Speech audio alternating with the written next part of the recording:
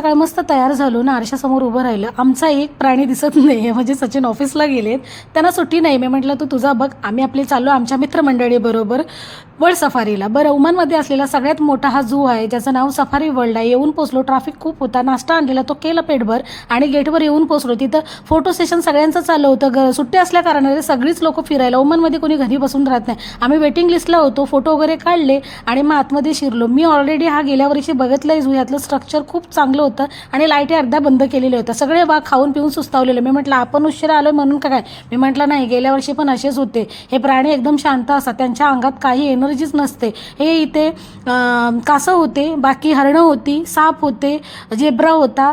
ही train ज्याची आम्ही ticket काढलेली नव्हती म्हणून त्या ट्रेनमध्ये आम्ही चढलोच नाही. प्लॅटफॉर्मवरती फक्त खाली उभं राहिलो आणि गिधाडं, वागळे, बगळे सगळे काही होतं, गरुड, घार इथं. त्याच्यानंतर बघितल्याच्या नंतर वाटत नव्हतं. फक्त ही 2 माकडांशिवाय ना कोणीच इथं ॲक्टिव्ह नव्हतं. डमरू वाजवल्यासारखे नाचत होते. हा भला मोठा सांगाडा डायनासॉरचा आहे. त्याच्यानंतर इथं बिल्ल्या होत्या वेगवेगळ्या प्रकारच्या आणि हा चित्ता बघून वाटते का तुम्हाला, धावतच नाही, तो पण सुस्तावला होता. मोर, वेगवेगळ्या प्रकारचे पक्षी गेल्या वर्षी खूप होते, यंदा खूप कमी होते. त्यातली 3 मंडळी आम्हाला सोडून कुठे भरकटत होती माहिती नाही. त्याच्यात थोड्या थोड्या रील अशा शूट केल्या आणि मग म्हटलं चला पुढे पुढे सरकूया. कारण बघूनच त्या प्राण्यांना ना आम्हालाच कंटाळा येत होता. म्हणजे त्यांना सुस्तावलेलं बघून आम्हाला सुस्ती येत होती, असं चाललेलं. आणि मग इथं पक्ष्यांना दाणे घालायला होते. पैसे द्यायचे नाही जायचे. म्हणजे जरी तुम्हाला इथं प्राण्यांना खायला घालायचे तर पैसे द्यायचे नंतर जायचे. इकडे तबेला होत्या, गाई, म्हशी, वेगवेगळ्या प्रकारच्या शेळ्या, मेंढ्या होता. हा सगळ्यांना असा मम मम मम मम करत होता.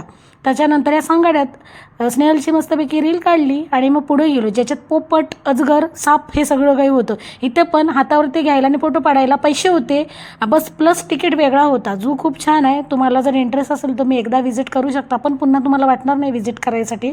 तुमची कोण पाहुणे मंडळी इंडियावरून आली तर त्यांना दाखवायला नेऊ शकता. जाता जाता मिररमध्ये फोटो काढले. तर चला उद्या भेटू नवीन ब्लॉगसोबत.